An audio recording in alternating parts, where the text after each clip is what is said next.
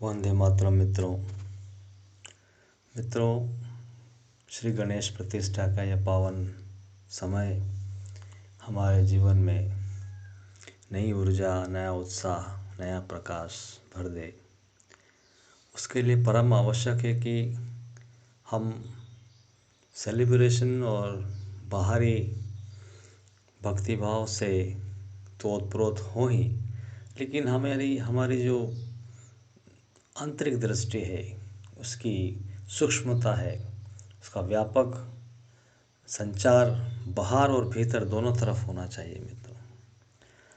हम देखते आए हैं कि हमारे सनातन धर्म में इवोल्यूशन का एक अलग फ्रेज है और बहुत साइंटिफिक है। हर चीज़, कोई भी इवेंट, कोई भी अवतार, कोई भी कार्य ईश्वरीय मार्ग का आप उठाइए, उसको साइंस के साथ कंपेयर करिए एंड यू विल फाइंड कि हाँ, ये किस तरह से बहुत बड़ा सिंबल है और बहुत बड़ा एग्जिस्टेंस है। वराह अवतार से लगाकर आज तक जितने भी अवतार हुए हैं मित्रों, ये हमारी एवोल्यूशनरी स्टेज को रिप्रेजेंट करते हैं। जैसे जैसे पृथ्वी की एवोल्यूशन का हो रहा है, वैसे वैसे अवतारों का, महान शक्तियों का आविर्भाव हुआ और उन्होंने हमारे समाज को, देश को आगे बढ़ाने के लिए फिजिकली भी काम किया, इंटेलेक्चुअली भी काम किया, आध्यात्मिक तरह से भी काम किया।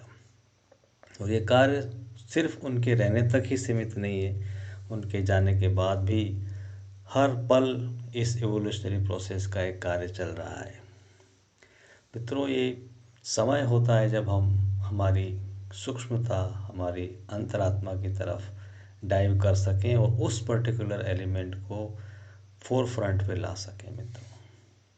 हमारे यहाँ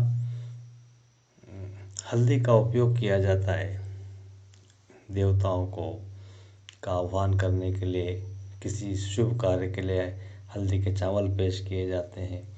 हल्दी का उपयोग जब विवाह के संदर्भ में देखें तो शुरू से लास्ट तक हल्दी का उपयोग किया जाता है।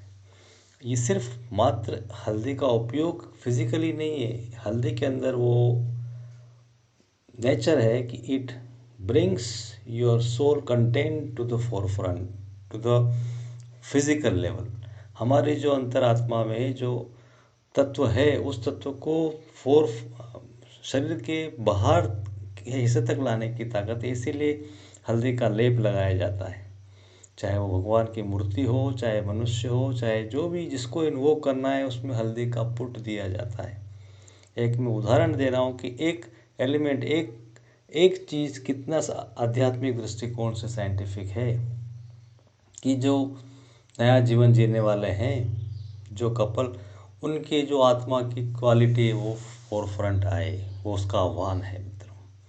तो यह आह्वान एक फिजिकल एलिमेंट से लगा के सुप्रीम एलिमेंट तक, ईश्वर को हम हल्दी का लेप करके उनको दिलाते हैं कि उनकी जो ईश्वरीय तत्व है वो हमारे जीवन में उतरे, बाहर आए, उस एंटिटी से, उस डीटी से, उस मूर्ति से, और वो गुण हमारे अंदर प्रवेश करें।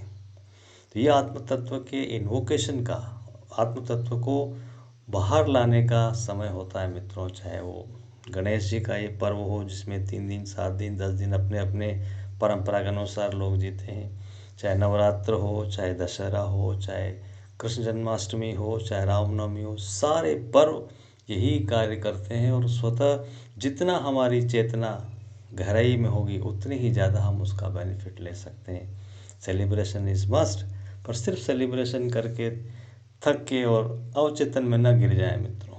हम हमारी चेतना का आह्वान करें, उत्थान करें और उस डायमेंशन को पकड़ें जिस डायमेंशन से ये ब्रह्मांड में कार्य कर रहा है मित्रों। तभी इसका एक सच्चा प्रयोजन सिद्ध हो सकता है और हम उस परम सत्ता की तरफ राइट कॉन्शियसनेस से चल पाएंगे और एक जीवन में बहुत कुछ कर पाएंगे मित्रों। तो इस दिशा में भी सोचने की परम आवश्यकता है मित्रों। और एक बार फिर आप सभी को इस पावन समय का बहुत बहुत हार्दिक बधाइयाँ, और हर पल हम इस क्षेत्र में, इस दिशा में अपने आप को तैयार कर सकें, इन्हीं प्रयासों के साथ। वंदे मातरम।